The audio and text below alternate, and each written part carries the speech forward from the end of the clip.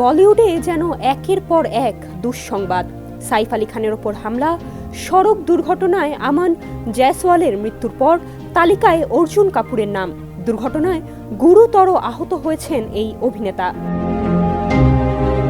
ভারতীয় সংবাদ মাধ্যম সূত্রে জানা গেছে, অর্জুন ও ভূমি মুম্বাইয়ের রয়্যাল পামসের ইম্পেরিয়াল প্যালেসে তাদের আসন্ন ছবি মেরে হাজব্যান্ড কি বিবি এর একটি গানে শুটিং করছিলেন। তখনই ভেঙে পড়ে ছাদের টাইলস।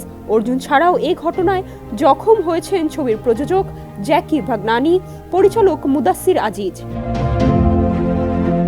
গানটির নৃত্য পরিচালক বিজয় গঙ্গোপাধ্যায় বলেন, আমরা মনিটর করছিলাম, হঠাৎ ছাদের একটি বড় অংশ ভেঙে পড়ে। ভাগ্যক্রমে পুরো ছাদ ভেঙে পড়েনি। পুরোটা আমাদের ওপর পড়লে আঘাত গুরুতর হতো।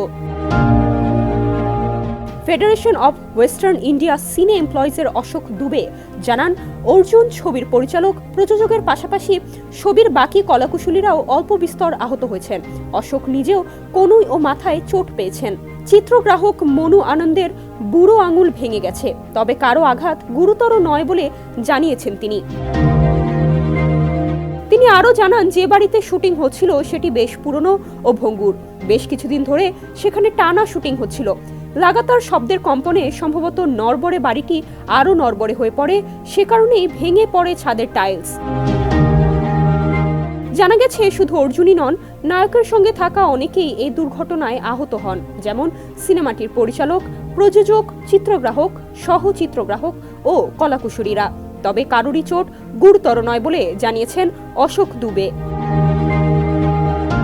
ডেস্ক রিপোর্ট, সমকাল।